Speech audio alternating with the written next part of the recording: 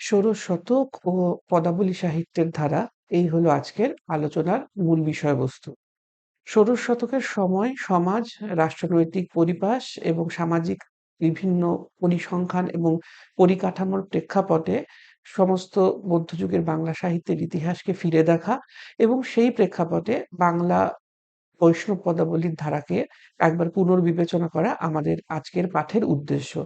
এই আলোচনা মূলত দুটি প্রধান ধারাকে অবলম্বন করে প্রবাহিত হবে। প্রথম ধারাটি বৈষ্ণব পদাবলী এবং দ্বিতীয় ধারাটি ষোড়শ শতকের সময় ও সমাজ।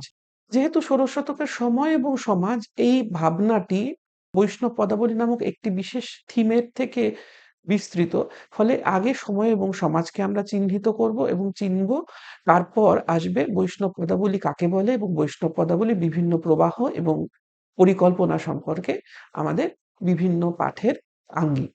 পঞ্চদশ শতাব্দী থেকে বৈষ্ণব পদাবলী বাংলায় বিশেষভাবে চর্চিত হতে শুরু করে এবং তার উৎস ছিলেন মিথিলার কবি বিদ্যাপতি, এবং এই প্রবাহ চলেছিল 1760 পর্যন্ত, যখন বাংলার মধ্যযুগের সাহিত্যের অবসান ঘটে ঠিক ততদূর পর্যন্ত। অর্থাৎ পঞ্চদশ শতক থেকে মধ্যযুগের বাংলা সাহিত্যের মূল যে প্রবাহ, সেই সমস্ত প্রবাহ জুড়ে চলেছিল বৈষ্ণব পদাবলীর ধারা। কিন্তু তার মধ্যেও বিশেষভাবে গুরুত্বপূর্ণ ছিল ষোড়শ শতক। ষোড়শ শতকেই আমরা সেই সমস্ত বাঙালি কবিদের সাথে পরিচিত হই এবং বৈষ্ণব পদাবলীর সেই সমস্ত সাহিত্যিকদের সঙ্গে পরিচিত হই, যারা বাংলা সাহিত্যের ইতিহাসে বৈষ্ণব পদাবলীকে উৎকর্ষের এবং শৈল্পিকতার উত্তুঙ্গে নিয়ে যেতে পেরেছিলেন। পঞ্চদশ শতকে বিদ্যাপতির সময় থেকে শুরু করে 1760 খ্রিস্টাব্দে মধ্যযুগের অবসান পর্ব পর্যন্ত বৈষ্ণব পদাবলী মধ্যযুগের বাংলা সাহিত্যের ইতিহাসের পরিসরের দিক থেকে সুবিস্তৃত এবং উৎকর্ষের দিক থেকে শীর্ষস্থান অধিকার করে আছে। বৈষ্ণব পদসাহিত্যের ইতিহাসে এই সমস্ত বিস্তৃত সময়ের মধ্যে ষোড়শ শতক বিশেষভাবে উজ্জ্বল। ফলে ষোড়শ শতক বৈষ্ণব পদাবলীর গৌরবময় যুগ এবং ষোড়শ শতক বৈষ্ণব পদাবলীর বাইরেও অনেক ইতিহাস সাহিত্যের ধারায় ধারণ করে রেখেছে। এই বিশেষ প্রেক্ষাপটে ষোড়শ শতকের একটা সাহিত্যের ইতিহাসগত গুরুত্ব বাংলা সাহিত্যের ছাত্রছাত্রীরা লক্ষ্য করবেন। তার সঙ্গে রয়েছে বৈষ্ণব পদাবলীর যিনি প্রাণ পুরুষ অর্থাৎ শ্রী চৈতন্য মহাপ্রভু, তার যে কৃত্য এবং তার যে সাধনা এবং আন্দোলন, এই সমস্তটি বৈষ্ণব পদাবলীর ইতিহাসকে শুধু নয়, বাঙালির যে দীর্ঘ ইতিহাসকে বিশেষ গৌরবের করে তুলেছিল, তার সূচনা এবং তার বিকাশও কিন্তু ষোড়শ শতকেই। প্রাগাধুনিক বাঙালির সাধনা ও সাহিত্যের স্বরূপ জানতে এবং তাই এই উৎকর্ষ পর্ব অর্থাৎ ষোড়শ শতকের সাহিত্যের ইতিহাস এবং তার সঙ্গে মিলিয়ে বৈষ্ণব পদসাহিত্যের ইতিহাসের ইতিবৃত্ত পাঠ অত্যন্ত গুরুত্বপূর্ণ। ষোড়শ শতকের সময় এবং সমাজ, সেই দিকে যদি আমরা ফিরে তাকাই তাহলে লক্ষ্য করব মাত্র 32 বছর অর্থাৎ 1500 থেকে 1532-33 খ্রিস্টাব্দ অবধি মধ্যযুগের যে পর্বটিকে আমরা ষোড়শ শতকের প্রথম পর্ব বলি, সেই পর্বটিই কিন্তু বাংলায় একমাত্র শান্তির পর্ব ছিল। তারপরের যে 68টি বছর অর্থাৎ 1533 থেকে মোটামুটি করে 1599 বা 1600 খ্রিস্টাব্দ পর্যন্ত যে সময়কাল, সেই সময়কাল কিন্তু একটুও শান্তির ইতিহাস বাংলাদেশ লক্ষ্য করেনি। বৃহৎ অর্থে যে বঙ্গদেশ, সেই বঙ্গদেশের ইতিহাস সেই সময় খুব শান্তির, খুব আনন্দের, খুব কল্যাণের ছিল না। ষোড়শ শতকে বাংলাদেশে 4টি রাজনৈতিক নেতৃত্ব বজায় ছিল, 4টি রাজবংশ। তখন রাজতন্ত্রের যুগ এবং এই 4টি রাজবংশই মুসলমান ধর্মাবলম্বী রাজাদের দ্বারা পরিচালিত এবং এই 4টি রাজবংশই কিন্তু বিভিন্ন জাতীয়তার মুসলিম শাসকদের দ্বারা পরিচালিত। যেমন 1493 থেকে 1538 পর্যন্ত বাংলায় চলেছিল হুসেন শাহী বংশ। এই হুসেন শাহী বংশের রাজারা ছিলেন অ্যারাবিক বা আরব থেকে আগত যারা মুসলমান শাসক। তারপরে আসছেন শেরশাহ এবং সুরবংশ ১৫৩৮ থেকে ১৫৬৪। মুঘল আগ্রাসনের আগে পর্যন্ত এই শেরশাহের যে শাসন তার একটা স্বতন্ত্র ধারা। তারপরের প্রায় ১২ বছর ১৫৬৪ থেকে ১৫৭৬ পর্যন্ত কররানী বংশ এবং তারপর ১৫৭৬ থেকে ১৬০৫ পর্যন্ত বাংলায় মুঘল অভিযান এবং বাংলায় মুঘল পাঠান বিরোধের এক প্রচন্ড রক্তাক্ত এবং বিপর্যস্ত বিধ্বস্ত ইতিহাসের সময়কাল।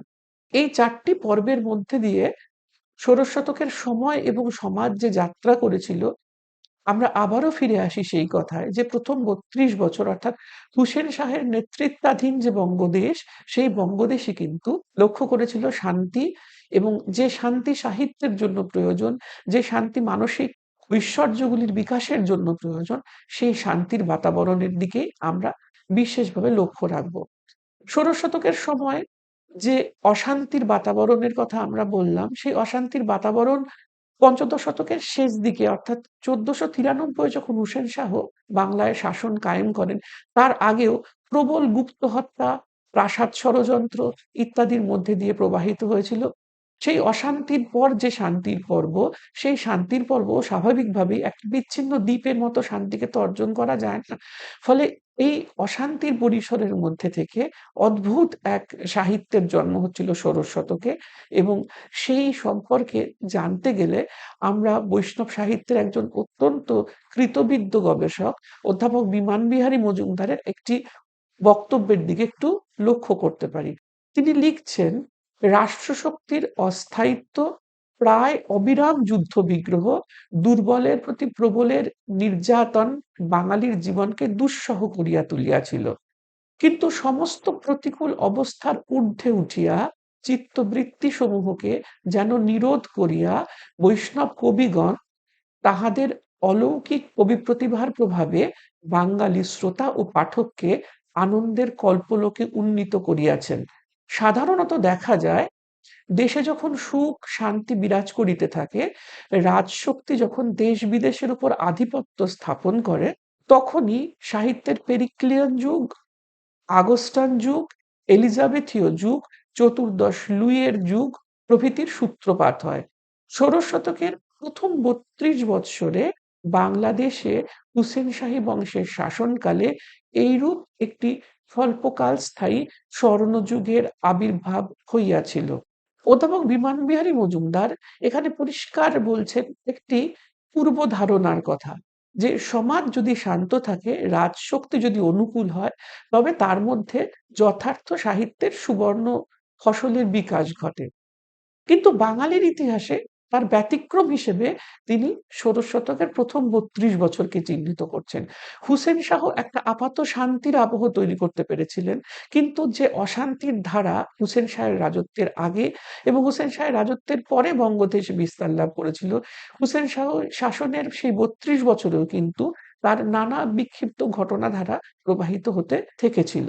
এই প্রবাহের মধ্যে বসেও বাঙালি যে সাহিত্য রচনা করেছেন, অধ্যাপক মজুমদার লিখছেন যে বাঙালি কবিরা যেন সমস্ত প্রতিকূল অবস্থার ঊর্ধ্বে উঠে এবং চিত্তবৃত্তি সমূহকে নিরোধ করে অর্থাৎ যোগের অবস্থাকে অবলম্বন করে যেন বৈষ্ণব সাহিত্যিকেরা তাদের সাহিত্য রচনা করেছিল। ফলে বৈষ্ণব সাহিত্য অধ্যাপক মজুমদারকে যদি আমরা অনুসরণ করি, তাহলে দেখব বৈষ্ণব সাহিত্য এক অর্থে যুগের ফসল এবং সেই সঙ্গেই সেটি যুগের যে মূল পীড়ন তাকে অতিক্রম করে গেছে। যুগের ফসল হয়ে এই বৈষ্ণব সাহিত্য ষোড়শ শতকের মূল ধারাকে অতিক্রম করে যুগাতিক্রমী হয়ে উঠেছে।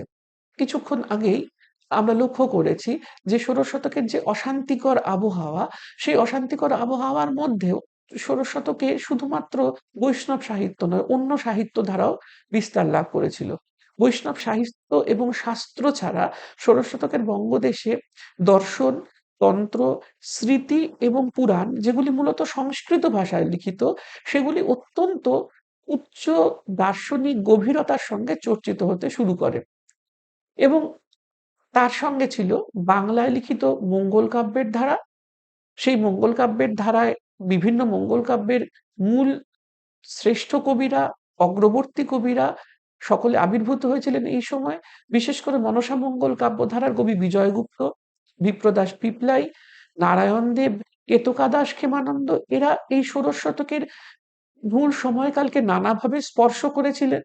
অন্যদিকে ছিল চণ্ডীমঙ্গল কাব্য, তার কবি মানিক দত্ত, দ্বিজমাধব, স্বয়ং কবিকঙ্কন মুকুন্দ চক্রবর্তী, এরা যারা চণ্ডীমঙ্গল কাব্যের ভিত্তি শুধু স্থাপন করেননি, চণ্ডীমঙ্গল কাব্যের সবথেকে সমৃদ্ধ যে রূপপ্রকাশ তাও রচনা করে গিয়েছেন।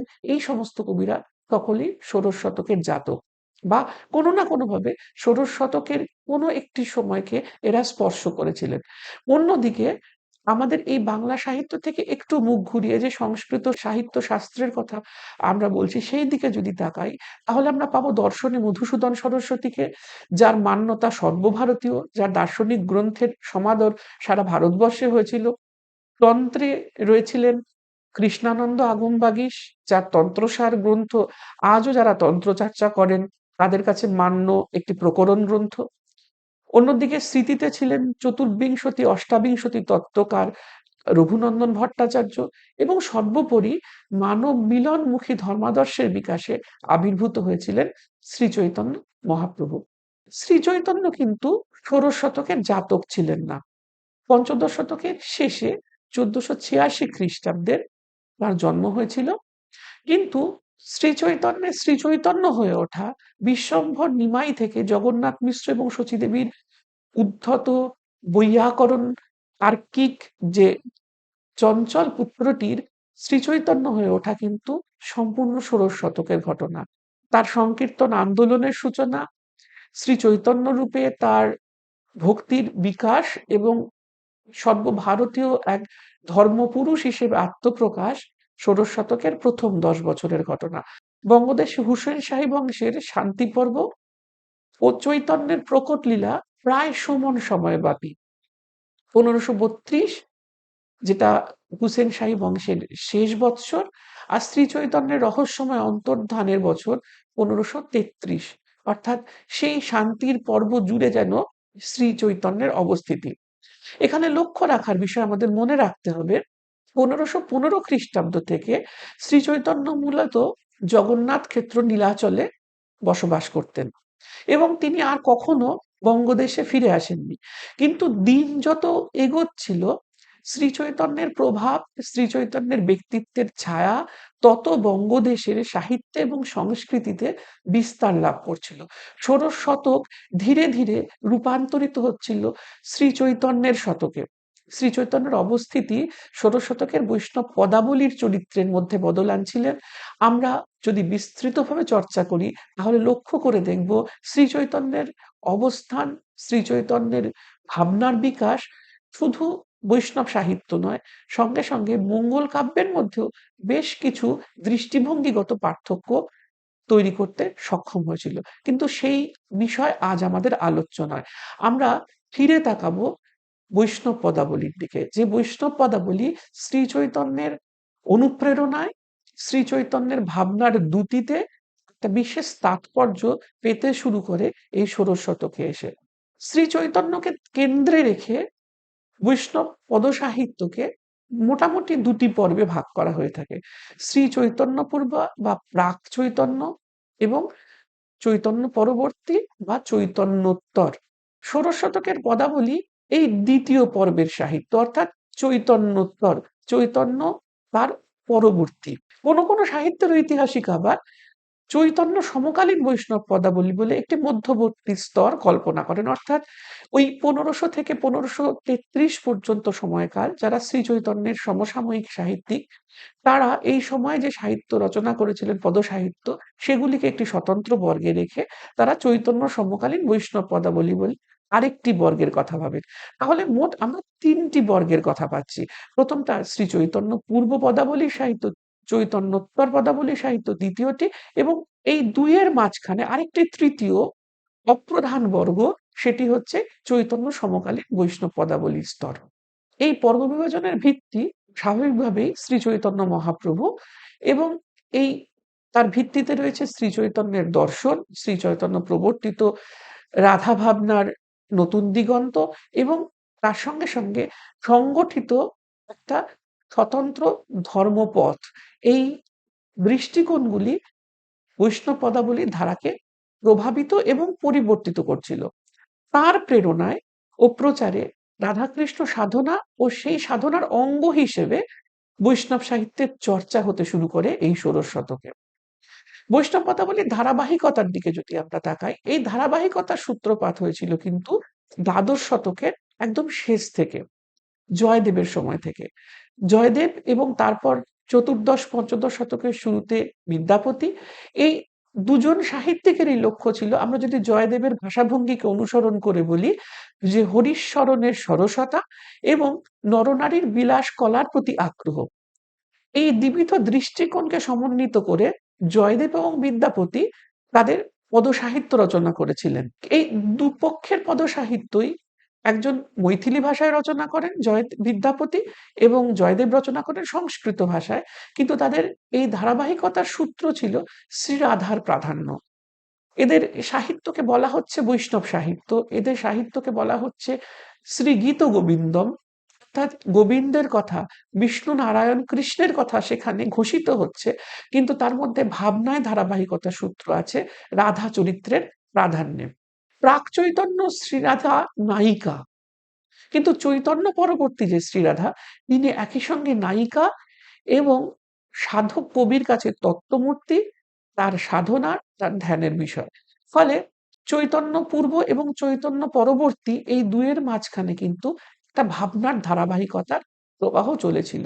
এই ইতিহাসের প্রেক্ষাপটটুকু জানবার পর আমরা বৈষ্ণব পদাবলীর ধরন, তার নামকরণ এবং তার বিশেষ বৈশিষ্ট্যগুলি সম্পর্কে সংক্ষেপে কিছু পাঠ অর্জন করতে পারি। ভরত, কালিদাস, আচার্য দণ্ডী, যিনি গীতগোবিন্দম রচয়িতা জয়দেব, এদের সকলের প্রয়োগ অনুসারে এই পদাবলী শব্দের যে পদ শব্দটি, তার অর্থ হলো গানের জন্য রচিত ক্ষুদ্র স্তবক বা স্ট্যানজা। কাজেই পদাবলী হচ্ছে পদের সমাহার বা পদ সমুচ্চয়। ঠিক এই বিশেষ অর্থেই বৈষ্ণব পদাবলী, এই শব্দবন্ধের মধ্যে পদাবলী শব্দটি ব্যবহৃত হয়। কেননা এই কথা স্পষ্টভাবে আমাদের জানা দরকার এই কারণেই যে পদ শব্দটি সংস্কৃত এবং বাংলায় নানা অর্থে প্রযুক্ত হয়, কিন্তু পদাবলীর ক্ষেত্রে এই পদ শব্দের অর্থ বিশেষভাবে গানের জন্য রচিত ক্ষুদ্র স্তবক। আদিরসাশ্রিত ভক্তি সাহিত্যের সর্বভারতীয় ধারারই প্রাদেশিক রূপ বাঙালির কলমে বৈষ্ণব পদাবলী সাহিত্যে আত্মপ্রকাশ করে। এমন নয় যে বৈষ্ণব পদাবলী শুধু বাঙালিরই অন্তরের ধন। সমস্ত ভারতবর্ষে বৃহৎ ভক্তি আন্দোলনের সাহিত্যিক প্রকাশ হিসেবে যে বৈষ্ণব সাহিত্য চর্চা হয়, তারই যেন একটি বঙ্গীয় রূপ আমরা বিদ্যাপতি থেকে লক্ষ্য করতে শুরু করি। যদি আমরা সংস্কৃত ভাষাকে এই বাঙালির চেতনা প্রকাশের ভাষা হিসেবে গ্রহণ করি, তাহলে স্বাভাবিকভাবেই জয়দেবের সময় থেকে আমরা বাংলায় প্রাদেশিক বৈষ্ণব সাহিত্য চর্চার একটা নিজস্ব ঘরানার বিকাশ লক্ষ্য করতে শুরু করি। প্রাদেশিক ভাষায় যথার্থত পদসাহিত্যের আদি স্রষ্টা ছিলেন মিথিলার কবি মৈথিল কোকিল কবি বিদ্যাপতি। তিনি মৈথিলি অপভ্রংশে পদ লিখে মূলত বঙ্গদেশেও পদাবলী রচনার সূত্রপাত করেন। অর্থাৎ বিদ্যাপতি ক্ষুদ্র খণ্ড সাঙ্গীতিক চরিত্রের সাহিত্য কবিতা রচনা করে তার মধ্যে বৈষ্ণবীয় বিষয় অবলম্বন করে সাহিত্য রচনার সূত্রপাত করেন সমস্ত পূর্ব ভারতের মধ্যে।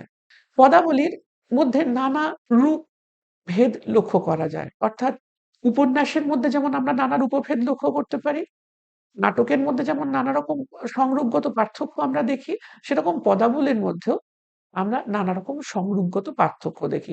মধ্যযুগে বাংলায় পদাবলী মূলত কীর্তন গান, অর্থাৎ গেয় শিল্প। সেগুলি কীর্তন আকারে পরিবেশিত এবং সেই পরিবেশনার সঙ্গে বাদ্যযন্ত্র, সেই পরিবেশনার সঙ্গে সামগ্রিক মানুষের সংযোগ ইত্যাদি নানা বিষয়, নানা মাত্রা হিসেবে যুক্ত হয়েছিল। কিন্তু মনে রাখতে হবে, এই বিষয়বস্তুটি ছিল কিন্তু ভিত্তিগতভাবে পৌরাণিক, রাধাকৃষ্ণের কথা। পদাবলীর আন্তরিক উপকরণ ছিল এই পুরাণকে অবলম্বন করে সঙ্গীত, এবং সেই সঙ্গীতের মধ্যে প্রবেশ করছে দুটি দিক। একটি হচ্ছে আবেগ বা ইমোশন, আর আরেকটি হচ্ছে নাট্য গুণ সম্পন্ন মুহূর্ত পরম্পরা।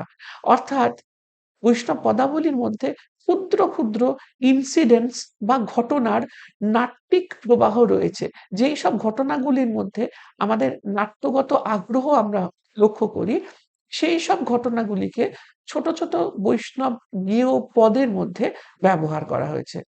ফলে তৈরি হয়েছে ২ টি সংরূপ। একটা হচ্ছে পদ যেগুলি ক্ষুদ্র কবিতা, আরেকটি হচ্ছে পালা, বৈষ্ণব পালা গান। যে পালা গানগুলি কিন্তু আকারে বৃহৎ, দীর্ঘ কবিতার মতো এবং কখনো বেশ বিস্তৃত। পদাবলীর বিষয়বস্তু যখন আমরা বিশেষ করে ষোড়শ শতকের দিকে তাকাই, তখন আমাদের পদাবলীর বিষয়বস্তু সম্পর্কে বেশ আগ্রহজনক কিছু তথ্য আমাদের চোখে ধরা পড়ে। বৈষ্ণব সাহিত্য বলতে সর্বভারতীয় প্রেক্ষাপটে পঞ্চদশ শতাব্দী পর্যন্ত মূলত আলোচ্য ছিলেন বিষ্ণু এবং বিষ্ণুর অবতার শ্রীকৃষ্ণ এবং তার যিনি অন্তরঙ্গা স্বরূপশক্তি রাধারানী। কিন্তু শ্রীচৈতন্য আবির্ভাবের পর বঙ্গদেশে বৈষ্ণব পদাবলীর মধ্যে প্রবেশ করছেন শ্রীচৈতন্য স্বয়ং। প্রাক চৈতন্য পর্বে শুধু ছিল রাধাকৃষ্ণ লীলা। বিদ্যাপতির মধ্যে আমরা রাধাকৃষ্ণ লীলাকে দেখতে পাই। বিদ্যাপতির পক্ষে সময়গত কারণে, ইতিহাসগত কারণে শ্রীচৈতন্য মহাপ্রভুর সঙ্গে পরিচিত হওয়া সম্ভব ছিল না। কিন্তু শ্রীচৈতন্যের আবির্ভাবের পর শ্রীচৈতন্যের তাত্ত্বিক চেহারা ভক্ত এবং সাহিত্যিকদের চোখে প্রকট হবার পর শ্রীচৈতন্য হয়ে উঠলেন বৈষ্ণব পদাবলীর প্রতিপাদ্য। শ্রীচৈতন্য প্রবর্তিত প্রেমাশ্রিত ভক্তি আন্দোলনকে কেন্দ্র করে যে গৌড়ীয় বৈষ্ণব দর্শন ও গৌড়ীয় বৈষ্ণব সম্প্রদায় গড়ে উঠল, তারা বৈষ্ণব পদাবলীর বিষয়বস্তুকে সম্প্রসারিত করলেন। তার মধ্যে একটি ধারা যুক্ত হলো, ২ টি ধারা তৈরি হলো নতুন করে। একটি শ্রীকৃষ্ণ ও শ্রী রাধার বাল্যলীলার ধারা এবং আরেকটি যুক্ত হলো শ্রী গৌরাঙ্গ বিষয়ক পদাবলী। শ্রী চৈতন্য পূর্ব যে বৈষ্ণব পদাবলী আমরা পাই, সেখানে ছিল রাধাকৃষ্ণের প্রেমলীলার কথা। এমনকি বয়ঃসন্ধির পদাবলীতেও সেখানে এই প্রেমের ভাবই প্রাধান্য পেয়েছিল। শ্রী চৈতন্যের পর শ্রী চৈতন্য যদিও মধুর ভাব এবং প্রেম লীলারই প্রচারক, কিন্তু শ্রী চৈতন্যের পর আরো ২ টি ধারা যুক্ত হলো পদাবলী সাহিত্যে। একটা শ্রীকৃষ্ণ ও শ্রী রাধার বাল্যলীলা বা বাৎসল্য লীলার ধারা, আর আরেকটি হচ্ছে শ্রী গৌরাঙ্গ বিষয়ক পদাবলী। বৈষ্ণব পদাবলী সাহিত্যের ইতিহাস বলতে এই ৩ ধারার বিবর্তনের এবং এই ৩ ধারার রচয়িতাদের কৃতিত্বের বিশ্লেষণকেই বোঝানো হয়ে থাকে। অর্থাৎ ষোড়শ শতকে যে নতুন ধারার বৈষ্ণব পদাবলী তৈরি হলো, তা উৎকর্ষের দিক দিয়ে যেমন সমুন্নত, বিষয়বস্তুর দিক থেকেও প্রসারিত। বৈষ্ণব পদাবলী কালানুক্রমকে যদি আমরা অনুসরণ করি, অর্থাৎ সময়ের ধারাকে অবলম্বন করে কিভাবে বৈষ্ণব কবিরা একের পর এক আবির্ভূত হয়ে সাহিত্যকে এবং মননকে সমৃদ্ধ করেছিলেন, তার একটা সামান্য ধারাবাহিক ২-১ টা আঁচড়ে একটা ছবি পরিবেশন করা যেতেই পারে। প্রাক চৈতন্য পর্বের যে বাঙালির বৈষ্ণব সাহিত্য, তার ২ জন সাহিত্যিক ছিলেন বিদ্যাপতি এবং পদাবলীর চণ্ডীদাস। পদাবলীর চণ্ডীদাসের অস্তিত্ব এবং তার সময়কাল যথেষ্ট বিতর্কিত বাংলা সাহিত্যের ইতিহাসে। তবুও বৈষ্ণব পদাবলীর ইতিহাসে বিদ্যাপতির সময়কাল নিয়ে আমাদের কোন রকম সংশয় নেই। চতুর্দশ শতকের শেষে বা পঞ্চদশ শতকের শুরুতে তাঁর আবির্ভাব এবং তারপর দীর্ঘ জীবন প্রায় ১৪৬০ পর্যন্ত দীর্ঘ সময় দীর্ঘকালব্যাপী এক জীবনের মধ্যে থেকে বিদ্যাপতি পদসাহিত্য চর্চা করেছিলেন। কিন্তু পদাবলীর চণ্ডীদাস, তার অস্তিত্ব বাংলা সাহিত্যের ইতিহাসে অত্যন্ত বিতর্কিত।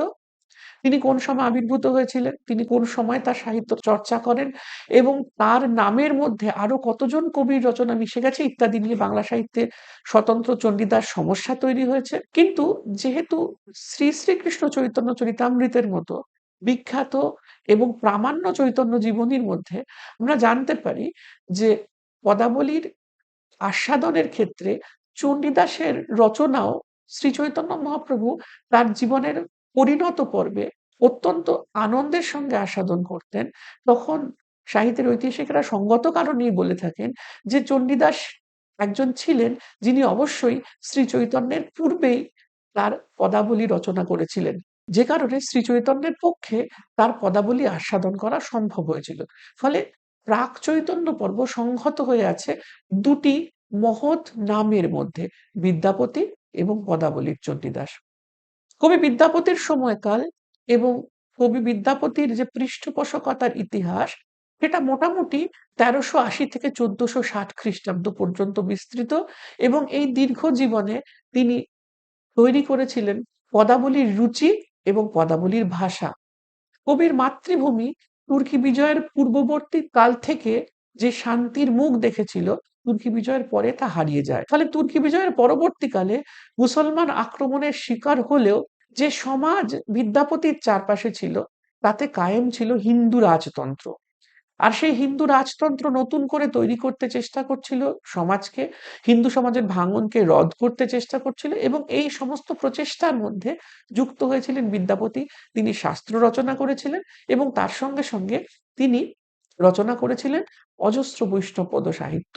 এই বিদ্যাপতি এবং চণ্ডীদাসের ধারাক্রম ক্রমশ প্রসারিত হতে থাকলো, অগ্রগতি পেতে লাগলো ষোড়শ শতকের দিকে।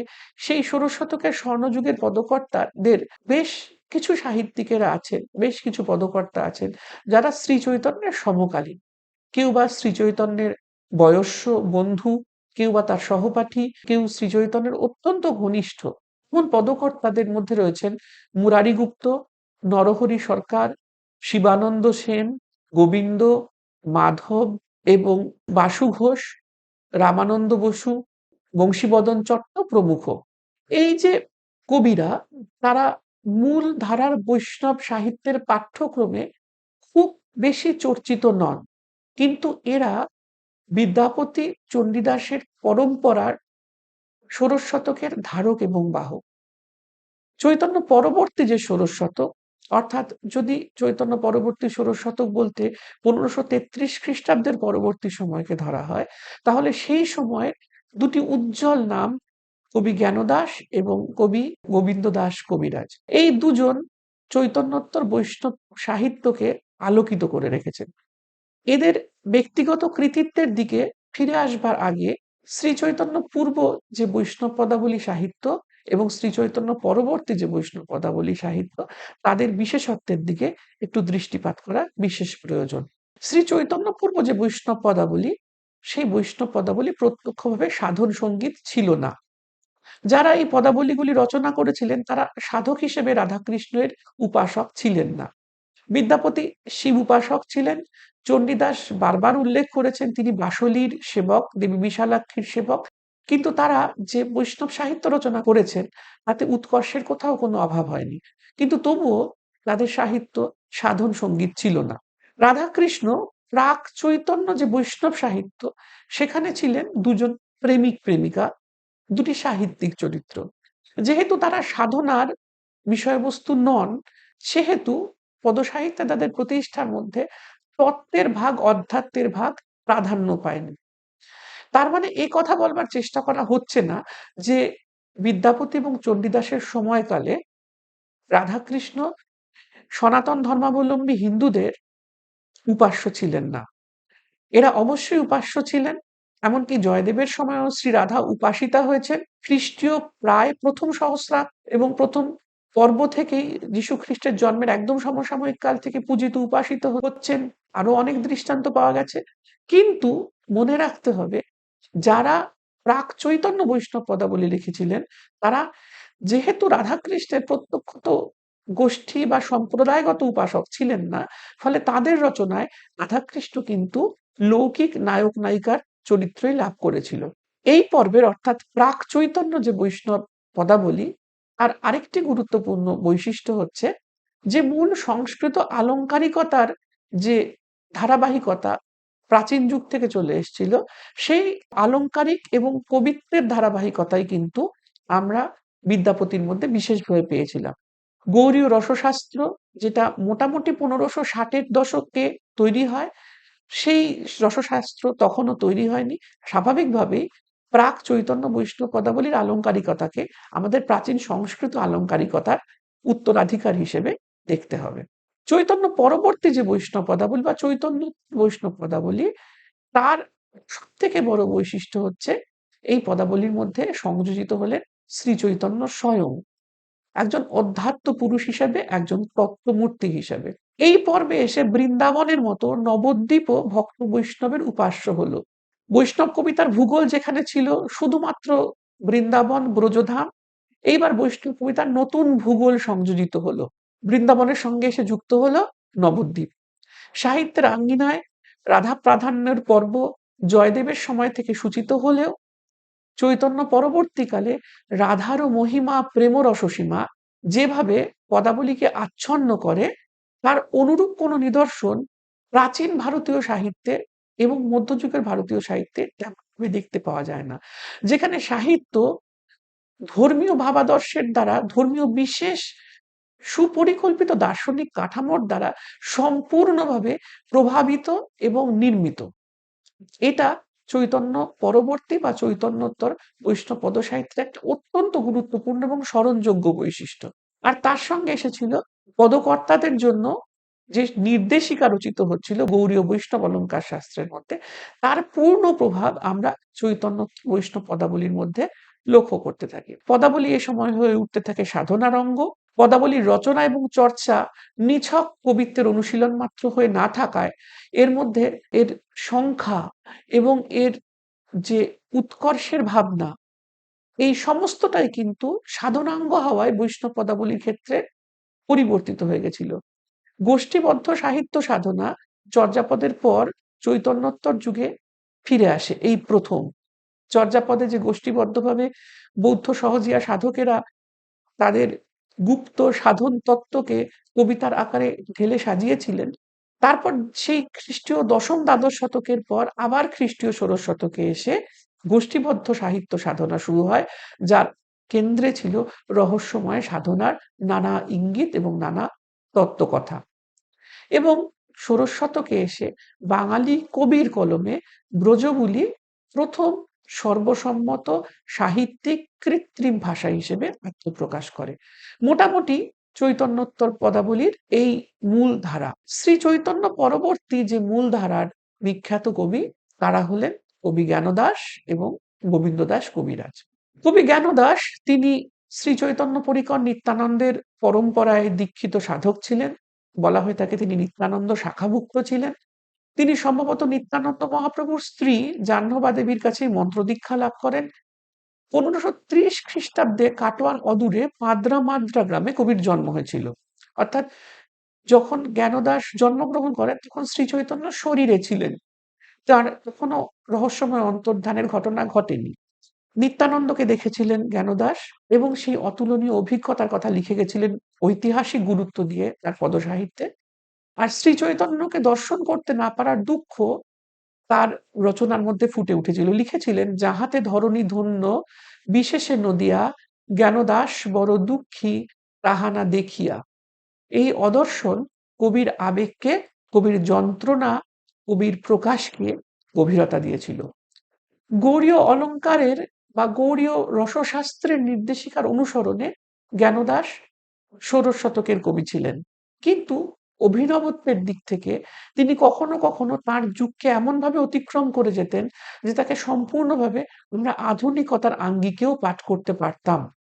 আরেকজন কবি যিনি চৈতন্য পরবর্তী বৈষ্ণব পদসাহিত্যের অনেকটা স্থান জুড়ে ছিলেন, তিনি কবি গোবিন্দ দাস কবিরাজ। ষোড়শ শতকের তৃতীয় দশকে জন্মগ্রহণ করে তিনি সপ্তদশ শতকের দ্বিতীয় দশকের মাঝামাঝি সময় মরজগৎ ত্যাগ করেন। অর্থাৎ সপ্তদশ শতককে ছুঁয়েছিলেন কবি গোবিন্দ দাস কবিরাজ। সে কারণে কখনো কখনো কোনো কোনো সাহিত্যের ইতিহাসে গোবিন্দ দাসকে অন্ত ষোড়শ শতকের সাহিত্যিক বা এইরকম কোনো বর্গে ফেলে বিচার করা হয়ে থাকে। কিন্তু ষোড়শ শতকের শুরুর বেশ কিছুটা পরেই আবির্ভূত হয়ে গেছিলেন গোবিন্দ দাস কবিরাজ এবং তিনি পরিণত বয়সে প্রায় 40 বছর বয়সে শ্রীনিবাস আচার্যের শিষ্যত্ব গ্রহণ করেন। তার আগে তিনি শাক্ত ধর্মাবলম্বী, শাক্ত ভাবাপন্ন ছিলেন। 40 বছরের পরিণত জীবনে এসে যখন তিনি শ্রীনিবাস আচার্যের শিষ্যত্ব গ্রহণ করেন, তিনি তখন গভীরভাবে গুরুর নির্দেশে ভক্তি রসামৃত সিন্ধু, উজ্জ্বল নীলমণি প্রভৃতি শ্রীরূপ গোস্বামীর তাত্ত্বিক গ্রন্থগুলি গভীরভাবে অধ্যয়ন করেন এবং সেই অধ্যয়ন লব্ধ ফল আর তার সঙ্গে সঙ্গে নিবিড় গভীর সংস্কৃত সাহিত্যের অভিজ্ঞতা এবং দর্শনে ব্যুৎপত্তি দিয়ে তিনি তৈরি করেন পদসাহিত্যের এক অসাধারণ ক্লাসিক, প্রায় রাজপ্রাসাদের মতো সুপরিকল্পিত সুসংগঠিত সাহিত্যের জগৎ। বৈষ্ণব দর্শনে ও শাস্ত্রে তার অভিজ্ঞতা পদাবলীকে একটা অত্যন্ত স্পষ্টতা এবং কাঠিন্য দান করেছিল। কাঠিন্য মানে দুরূহতা নয়, কাঠিন্য মানে রূপের এবং গঠনের সুদৃঢ় ভাব। ষোড়শ শতকের 60-এর দশক থেকে গৌড়ী রসশাস্ত্রে পূর্ণ শক্তিতে আত্মপ্রকাশ করলে গোবিন্দ দাসের কবিরাজের রচনার মধ্যে আমরা তার পরিপূর্ণ প্রকাশ এবং বিকাশ লক্ষ্য করি এবং গোবিন্দ দাসের পদাবলী এত গভীরভাবে বৈষ্ণব রসশাস্ত্রের নির্দেশিকাকে অনুসরণ করেছিলেন যে তিনি অজস্র বৈষ্ণব সাধকদের আনুকূল্য এবং আশীর্বাদ পান এবং উত্তরকালে যারা গৌড়ীয় রসশাস্ত্রের চর্চা করেছিলেন তারা অনেকেই গোবিন্দ দাস কবিরাজের পদাবলীকেই মনে করতেন বৈষ্ণব পদাবলীর ক্ষেত্রে একটি অত্যন্ত গুরুত্বপূর্ণ দৃষ্টান্ত। কিভাবে রসশাস্ত্রের নির্দেশিকা অনুসরণ করে উৎকৃষ্ট কবিতা রচনা সম্ভব, রসের নানা বিভঙ্গের দৃষ্টান্ত হিসেবে পরবর্তীকালের তাত্ত্বিকেরা বারবার উদ্ধার করেছেন গোবিন্দ দাস কবিরাজের পদাবলী। ষোড়শ শতকের পদাবলী বাঙালি বৈষ্ণব পদসাহিত্য রচনার যারা উত্তরকালীন চর্চাকারী ব্যক্তি অর্থাৎ সপ্তদশ অষ্টাদশ শতাব্দীতে গিয়ে যারা বৈষ্ণব পদসাহিত্য চর্চা করলেন তাদের কাছে আদর্শ। পদাবলী সাহিত্য একটি পরম্পরাবাহিত সাহিত্য ধারায় রূপান্তরিত হলো ষোড়শ শতকে এবং একটি আদর্শ তৈরি করলো, কাব্যতাত্ত্বিক আদর্শ এবং সাধনাগত আদর্শ তৈরি করলো বৈষ্ণব পদাবলীর। সেই ক্লাসিক ধারা উত্তরকালের বৈষ্ণবদের কাছে অনুসরণযোগ্য আদর্শ হয়ে থাকলো, সাধনাদর্শ এবং সাহিত্যিক আদর্শ। বৈষ্ণব পদসাহিত্যের ইতিহাসে সবচেয়ে শক্তিশালী যারা কবি তাদের আবির্ভাব হয়েছিল ষোড়শ শতকেই। উত্তরকালে সপ্তদশ ও অষ্টাদশ শতকের কবিরা প্রায় কোনো ক্ষেত্রেই এদের দেখিয়ে যাওয়া পথ থেকে সরে নতুন কোনো পথ আবিষ্কার করেননি বা তাদের পক্ষে করা সম্ভব ছিল না। পদাবলী সাহিত্যের ইতিহাসে ষোড়শ শতক তাই একটি নান্দনিক আদর্শের প্রতিভূ। এই বিষয়ে যারা বিস্তৃত পঠন পাঠন করতে চান তারা বিমান বিহারী মজুমদারের ষোড়শ শতকের পদাবলী সাহিত্য গ্রন্থটি পর্যালোচনা করতে পারেন এবং তার সঙ্গে আনুষঙ্গিক আরো কতগুলি গ্রন্থ করলেও তারা উপকৃত হবেন। একটি তালিকা এখানে দেওয়া হলো।